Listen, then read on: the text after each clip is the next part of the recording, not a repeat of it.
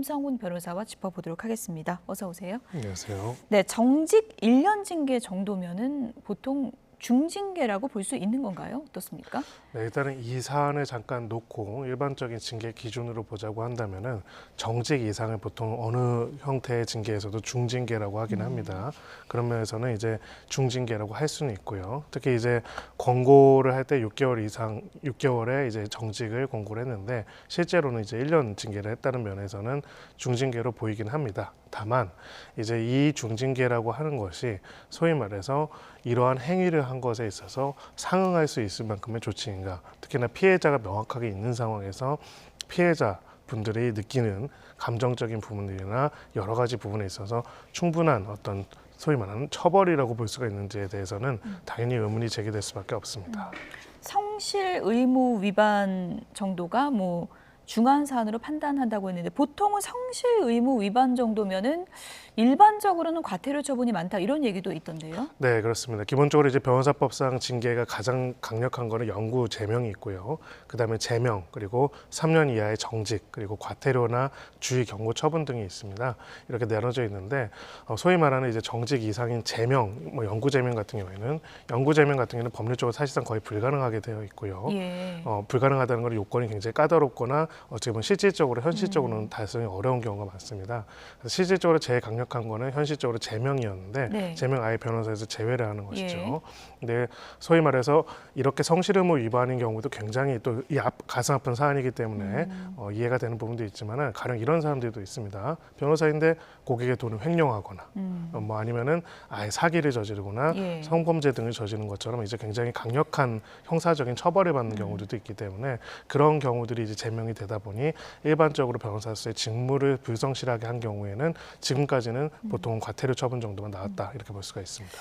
권경의 변호사 이번 건 같은 경우에는 뭐 법조인들도 뭐 이해가 도저히 안 간다 이런 얘기들이 이제 많이 나오고 있다고 하던데 징계위도 안 나왔더라고요. 네, 그렇습니다. 그냥 소명서만 냈다라고 이야기를 하는데요. 일단은 그 소명한 내용은 자신의 건강상 이유 등으로 인해 가지고 당시에 제대로 못 챙겼다라고 하는데 사실 이 사건이 또 유명해진 이유 중에 하나지만은 여러 가지 대외 활동은 또 굉장히 활발하게 한 것으로 나와 있지 예. 않습니까? 물론 시기적으로는 얼마나 겹치는지 봐야겠지만 그런 부분에 있어서 굉장히 납득하기 어려운 해명이었다고 볼 수가 있고요. 두 번째는 이제 그런 부분도 있습니다. 결국은 이 출석을 안 했을 뿐만 아니라 그 결과로서 패소를 했다면 이 내용도 알려야 하거든요. 그렇죠. 사실 법에 접근성이 없는 일반인으로서는 그런 소송의 경과나 이런 내용들을 파악하기가 굉장히 어렵기 때문에 이 부분조차도 이제 제대로 알리지 않고 상당 기간 동안 알리지 않았다는 면에서 굉장히 심각한 사안이라고 볼 수 있습니다. 네, 건강이 좋지 않아서 그랬다라는 게 이제 권경의 변호사의 이제 해명이긴 한데 피해자 가족은 지금 이 내용을 납득하기가 어렵다 이렇게 강력하게 반발하고 있는 상황입니다. 오늘 저희 YTN과 인터뷰를 했는데 어떤 얘기를 했는지 한번 들어보겠습니다. 여태까지 재판을 이어오면서 그 희망 하나로 여태까지 살아왔는데 3월 31일 날 권경혜 씨한테 그런 말을 듣고서는 그때부터 워낙에 또 몸이 많이 상해 있는 상황이었지만 너무 많이 무너졌어요. 너무 많이 무너져서 지금 온갖 약으로 버티고 있는 상황이에요. 주원이 재판을 하는 그 7년 기간 내에 그리고 항소심 하는 그 상황에서도 권경혜 씨는 책을 3권이나 내고 페이스북에 유튜브에 활동에 온갖 내용들이 많았어요. 그렇게 열심히 활동을 해놓고서 이제 와서 무슨 건강상의 얘기를 하냐고요, 저한테. 책 내고 유튜브 활동하면서 건강 문제를 얘기하는 게 앞뒤가 맞냐 이런 지금 주장이거든요. 네, 그렇습니다. 사실 뭐 왕성하게 활동하는 것 자체야 그럴 수 있다고는 하지만은 기본적으로 자신이 수임한 사건에 대한 책임은 당연히 이행을 했어야 하고요. 만약에 이제 일단은 외견상으로는 법무법인에 수속이 되어 있다면은 본인 스스로 챙기지 못한다면은 다른 변호사의 도움이라도 받아가지고 진행을 했어야 하는 것이 당연합니다. 근데 그런 부분에 있어가지고는 사실 이 소명 내용들이 납득할 수 있는 내용이라고 전혀 보기가 어렵습니다. 말씀드렸고요. 뭐 한 번 정도는 이제 여러 가지 착오나 실수, 건강상 이유로 빠질 수가 있는데 결국은 패소할 정도로 이제 재판에 전혀 출석하지 않고 또 그 내용도 알리지 않는 경우는 사실 법조계에서도 거의 없다라고 볼 수 있는 예. 사안입니다. 이런 부분에 있어가지고는 어찌 보면은 책임을 강력하게 방기했다라고 볼 수밖에 없고요.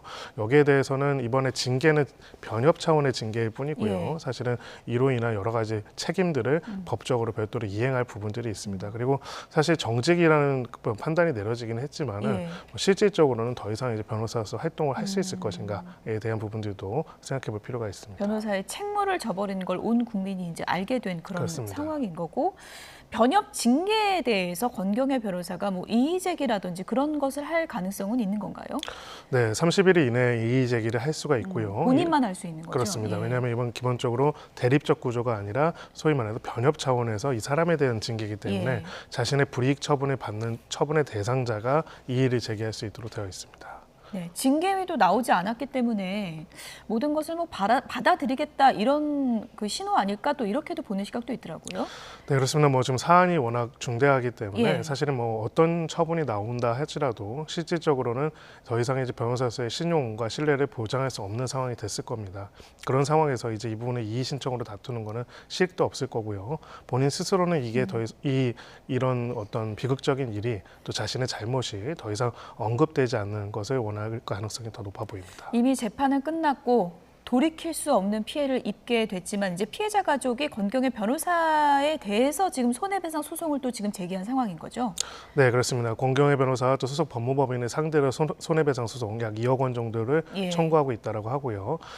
지금 여러 가지 사안으로 봤을 때는 이 금액 중에 상당 부분이 인용될 가능성이 높습니다. 일단은 원고의 책임, 그러니까 원고가 피고에게 물은 책임에 대해서 피고의 책임이 인정될 가능성은 당연히 있고요. 예. 남은 거는 이제 책임의 범위일 겁니다. 네. 두 가지가 있습니다. 일단은 이 소송을 패소함으로 인해 가지고 만약에 정상적인 변론을 수행했다라고 한다면 이 소송에서 기존의 소송에서 배상받을 수 있었던 금액은 당연히 손해액으로 인정이 될 예. 거고요. 그것뿐만이 아니라 이로 인해 가지고 여러 가지 정신적 고통을 많이 받게 된 부분도 있습니다. 무엇보다도 내용 자체가 배경이 굉장히 가슴 아프지 않습니까? 그렇죠. 어떻게 보면은 이 따님을 또 잃으셨는데 예. 이로 인한 손해배상 소송의 기회도 잃어버렸다면은 이로 인한 여러 가지 정신적 고통이 굉장히 크고 또 이 불법 행위의 정도도 굉장히 중하기 때문에 이 청구 금액 중에 상당 부분이 인용될 가능성이 높습니다. 예. 소송도 억울하게 패소했는데 이 손해를 배상하라는 소송조차도 책임감 있게 응하지 않고 있다. 지금 피해자 가족은 이렇게 호소를 하고 있습니다. 오늘 인터뷰 다시 한번 좀 들어보겠습니다. 다른 변호사들은 바로바로 받았는데 권경혜 씨만 계속해서 안 받고 있다가 겨우 지금 송달이 완료가 된 게 6월 15일이에요. 그 서류가 전달이 돼야지만 재판이 시작이 되는 거거든요. 소송 시작하고 지금 3개월 시간이 지나간 거예요. 서류 안 받으면서 계속 시간을 끌은 거죠. 이게 어떻게 진정성이 있습니까? 얼마 전까지만 해도 그래도 사람으로서의 도리를 제가 저한테 하기를 바랬고요. 연락을 기다렸어요.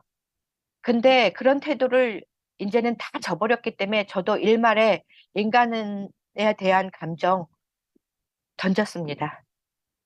제가 할 수 있는 일은 뭐든 다 할 거예요. 네, 뭐 사람으로서의 도리를 저버렸다라고 이제 얘기를 하셨는데 송달이 완료가 안 돼서 재판 시작이 늦춰졌다 이렇게 이제 주장을 하셨는데 이건 어떤 과정인지 좀 설명을 해주세요. 어떤 부분 때문에 이렇게 지연이 된 건가요? 네, 이제 민사소송을 진행할 때는 원고가 소장을 써가지고 법원에 제출을 하고요. 예. 법원이 이 소장을 피고한테 송달을 해야 그 다음부터 소위 답변서 제출 기간이 나오고 거기에 따라서 송달된 시점으로부터 일정 기간 이내에 보통 재판 기일을 첫 기일을 잡아서 재판이 진행이 됩니다. 이 과정에서 피고 쪽에서 송달을 안 받고 계속 거부를 하거나 없다면은 사실 재판이 무기한 지연이 됩니다. 왜냐하면은 소위 말해서 소장을 다시 송달하고 송달이라는 게 그냥 물리적으로 가는 것뿐만 아니라 소위 말하는 우체부가 가가지고 우체국에 집배원이 가가지고 관련된 부분들에 대한 등기로서 접수가 되어야 하는 거거든요. 예. 소위 말하는 폐문부재 등으로 뜨게 된다면 이제 집에 거주하지 않거나 소지하지 않는다면은 계속 재송달이 될 수밖에 예. 없습니다. 이게 좀 의도적이었던 걸까요? 이 부분에 대해서는 확인해 볼 필요가 있겠지만은요. 기본적으로는 지금 내용을 봤을 때는 소속 법무법인 변호사 전원에 대해서 아마 피고를 잡아가지고 제기를 한 것으로 보이는데 예. 그렇다면 적어도 다른 변호사들을 통해서라도 이런 소송이 제기됐다는 이야기는 들었을 것으로 보입니다.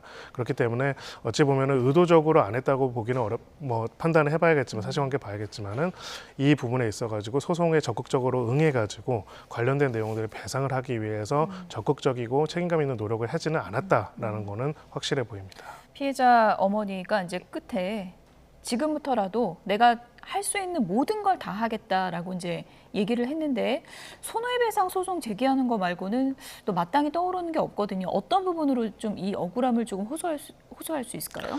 네, 일단은 손해배상 소송 자체에 대해서도 권 변호사가 진심으로 이제 이 부분에 대해 가지고 자신이 잘못을 인정하고 있다면은 다시 또 소송이 또 이 소송이 오래 걸리지가 않도록 이 부분에 대해서 적절한 배상을 당연히 해야 할 것으로 보이고요. 두 번째로는 이제 이 부분에 있어서 아직 그 법리적으로 구성이 좀 더 필요하긴 한데 아마 형사적인 조치까지도 고민을 하실 수도 있을 것으로 보입니다. 즉 단순하게 이제 계약을 체결한 다음에 어떤 불성실한 변론을 했다라는 것만으로는 이제 성실 의무 위반이 되고 사기가 되지는 않지만은요. 애시당초에 이 사건에 대해서 수행할 의사와 능력이 전혀 없음에도 불구하고 돈을 받았다면은 좀 더 크게 봐서는 이거는 사기죄 구성 요건에 해당될 수도 있습니다. 그렇기 때문에 고의적으로 이제 소송 수행의 의사가 전혀 없이 그런 식으로 진행을 했을 경우에는 예. 이런 부분이 문제가 될 수 있기 때문에 형사적인 부분에 대한 책임을 물을 가능성도 배제할 수는 없습니다. 지금 와서 뭐 어떤 것이 위로가 되겠습니까만은 지금이라도 권경의 변호사가 이 소송에 좀 책임 있는 자세로 임했으면 한다는 바람이 있습니다. 네. 다른 얘기를 좀 해보도록 하겠습니다. 최근에 이제 강력범죄 신상공개 문제가 굉장히 이제 화두로 떠올랐는데 정치권에서 지금 머그샷을 공개하는 걸 추진하고 있는 거죠? 네, 그렇습니다. 이 신상 공개 관련돼서는 이 세 가지 정도의 논의가 있었습니다. 예. 처음에 이 신상 공개를 하는 적용 범죄의 대상을 더 늘릴 것인가, 그리고 신상 공개를 했을 때 나오는 사진에 있어가지고 그 사진을 어떻게 구성할 것인가. 지금까지는 신분증 사진을 썼었는데 그게 예. 아니라 현재 사진을 해야 하는 게 아니냐라는 얘기가 있었고요. 세 번째로는 이제 신상 공개의 시기를 수사 기간뿐만 아니라 소위 말하는 피고인으로서 재판받는 과정도 확대할 것인가에 관한 부분이었습니다. 예. 여러 가지가 논의가 되고 있는데 특히 이 중에서 세 번째 부분에 대해서 별다른 이견이 없는데 이제 앞에 두 가지, 즉 범죄의 범위를 얼마나 넓힐 것인지 그리고 신상 공개를 현재 얼굴로 할 것인지 이 두 가지가 예. 쟁점이 되고 있습니다. 예, 머그샷은 보통 이제 미국에서 찍는 그 머그샷, 그래서 많이 이제 보긴 했는데 머그샷은 어떤 단계에서 찍는 사진인 거예요? 네, 소위 말해서 이제 그 신병을 구속하거나 체포하는 당시에 예. 이 사람의 신원을 확인하고 관련된 내용을 보존하기 위해 가지고 소위 말해서 머그샷을 찍게 되는 예. 것이고요. 그렇다면 이제 체포 당시 현 시점에서의 사진이 정확하게 남기 때문에 이 부분을 공개하는 게 더 효과가 있다라는 것이 이번에 이 법안을 제안하려고 하는 논의의 시발점이 됐습니다. 다만 이제 이 부분에 있어서는 우리가 두 가지를 고민해 볼 필요는 있는데 예. 하나는 우리 헌법적 관점에서 죄가 확정되는 시기가 어떻게 되는지, 두 번째는 정책적인 관점에서 우리가 왜 신상공개제도로 하는지 부분을 볼 필요는 있습니다. 예. 일단 헌법적인 관점에서는 그 재판이 확정되기 전까지는 무죄로 추정이 되는 무죄 추정의 네. 원칙이라는 게 있고요. 이제 근데 머그샷은 사실은 국민들의 알 권리를 보호하는 측면도 있지만 분명한 거는 사회적 처벌적인 요소도 분명히 있습니다. 근데 이제 혐의 사실이 확정되기 전에 보통 수사 단계에서 이제 머그샷을 공개한다면은 이 무죄 추정 원칙에 반하는 게 아니냐라는 그런 이론들이 있고요. 또 두 번째로 가장 큰 문제는 이제 이 머그샷을 공개하는 것과 관련돼 가지고 이제 우리 지금 신상공개제도에도 그런 조항이 있습니다. 죄를 저질렀다는 것에 대해서 사실 굉장히 확실한 증거가 있거나 이런 경우들이 하고요. 실무적으로는 스스로 그걸 자백한 경우들이 특히 이제 많이 그걸 작용하고 있습니다. 근데 만약에 자백을 한 사람들은 머그샷을 공개를 하고 자백을 안 한 사람들은 이 부분에 대해서 좀 요건을 다르게 한다면은 사실 머그샷 공개를 꺼리면서 일반적으로 수사 과정에 좀 덜 협조를 하거나 비협조적으로 계속 부인하면서 수사를 방해하는 경우도 사실 있을 수 있기 때문에 여러 가지 요소를 같이 고민해 볼 필요는 있습니다. 머그샷 공개를 더 구체적으로 이제 검토하게 된 게 아무래도 정유정 사건인 것 같습니다. 신상 공개 사진을 보통 내면은 너무 옛날 사진을 낸다든지 아니면 포토샵한 사진 그런 거 내니까 실제랑 다른데 이 공개가 무슨 의미가 있냐 이런 논란이 됐던 거잖아요. 네, 그렇습니다. 이제 그러니까 다시 한번 신상 공개를 왜 하는지를 보게 된다면은 물론 우리의 감정적인 부분에서는 사회적 처벌이라는 부분도 있는데 또 중요한 부분 중에 하나가 바로 이 신상 공개를 통해 가지고 소위 말한 추가적인 범죄를 확인하고 예. 예방하기 위한 부분도 있습니다. 국민의 알 권리도 있지만 가령 연쇄살인이라든지 여러 피해자들이 있을 것으로 예상되는 경우에 목격이라든지 이런 제보들이 들어올 수가 있거든요. 예. 그렇기 때문에 신상 공개를 한다면은 현재의 모습과 너무 다른 내용이라면 사실 신상 공개 효과가 없을 겁니다. 그런 부분에 있어가지고는 어느 정도 현재의 모습과 유사한 사진을 공개할 필요성이 있다. 이거는 예. 당연히 필요성이 있다고 보이고요. 다만 이제 이러한 필요성이 한쪽 단에 있다면은 아까 말씀드린 것처럼 지금 이 부분을 공개함으로써 발생하는 사회적 처벌이라는 것들이 예. 어떻게 되는지에 대한 부분도 같이 조화롭게 결정할 필요는 있습니다. 그리고 이제 세 번째 사항으로 보면은 이제 재판에 넘겨져도 그러니까 피고인이 돼도 그 신상을 공개할 수 있도록 하자. 이번에 부산 돌려차기 사건은 재판 넘겨지고 성범죄 같은 게 드러난 거잖아요. 그렇습니다. 이제 예. 재판을 일정한 범죄로 기소가 된 다음에 진행되는 상황에서 추가적인 범죄가 나오는 경우에는 공소장 변경 등을 통해 가지고 예. 죄가 더 공개가 될 수 있습니다. 근데 그 내용에 대해서 원래대로라면 수사기관 동안에 밝혀졌을 거라면 당연히 공개가 됐어야 하는데 이후에 밝혀졌다는 이유로 공개가 안 된다면 오히려 형평에 반하겠죠. 그런 경우도 종종 많잖아요. 그렇죠. 요즘에. 예, 특히나 이제 이런 사안처럼 폭행이나 강도 범죄에서 예. 사후적으로 이제 소위 말하는 성범죄의 혐의점이 드러나는 경우도 많이 있습니다. 이 사건 같은 경우에는 실제 확정이 될 경우에는 이제 성범죄자 신상공개 제도에 따라 가지고 공개가 되겠지만은 지금 그거랑 별개로 이런 경우는 해결이 필요하다라는 논의가 있었고요. 그래서 앞으로는 이 부분에 대해서는 크게 이견이 없이 이제 재판 과정에 있어서도 신상공개가 가능해질 예. 것으로 보입니다. 사회를 분노케 하는 그런 강력 사건이 최근에 잇따랐고 신상 공개 실효성이 높아져야 된다는 목소리가 높아졌기 때문에 정치권도 지금 움직이고 있는 건데 좀 실효성 있는 대책이 좀 신속하게 나와야 되겠고요. 정유정 얘기가 나와서 정유정에 대한 전문가 분석들이 요즘 이제 또 화제가 되고 있는데 피해자의 신분을 노리고 범행을 했을 가능성이 있다. 그런 심리가 있었을 수 있다. 이런 분석이 있더라고요. 네, 사실 좀 이상한 묻지마 범죄인데 예. 그 경위 자체가 일반적으로 길 가는 사람도 아니고 원래 지인도 아니고요. 그러면 누구랬냐면 만약에 특정한 어떤 과외 앱을 통해 가지고 만난 사람에 대해서 했습니다. 과외 앱이란 게 근데 기본적으로는 과외를 제공하는 사람의 학력이라든지 경력 이런 부분들이 나와 있는 부분들이 있고요. 여기에 대한 어떤 이 신분을 자신 스스로가 가지고자 하는 열망이 결국은 이렇게 말도 안 되는 범죄로 나타나지 않는다는 생각이 그런 분석들이 있는 상황입니다. 뭐 캐디를 지원했다 이런 얘기도 예, 있던데요. 그러니까 결국은 자신이 지금 머물고 있는 사회적인 신분이라고 볼 수 있는 부분, 그 사회적인 환경을 벗어나는 무언가를 하겠다라는 갈망들이 있었고 그런 갈망들 자체까지는 뭐라고 할 수는 없겠지만은 그 사회적 신분을 벗어나기 위해 가지고 타인을 해치는 범죄까지 나아갔다는 점에서 이제 심각한 문제라고 볼 수가 있고요. 물론 이제 이런 부분에 있어 가지고 어떤 전체 정책적인 어떤 법 정책적으로 무엇을 할 수 있는지를 사실은 한계점들은 굉장히 어렵겠지만은 이런 사례까지 이르게 되는 큰 극심한 범죄 같은 경우에는 동기와 원인에 대한 분석을 통해서 이것이 왜 이루어졌는지를 판단해서 향후에 여러 가지 종합적인 예방 대책에도 같이 나올 필요가 있는 부분들이 있습니다. 네. 법률 핵심 이슈 김성훈 변호사 정리해봤습니다. 고맙습니다.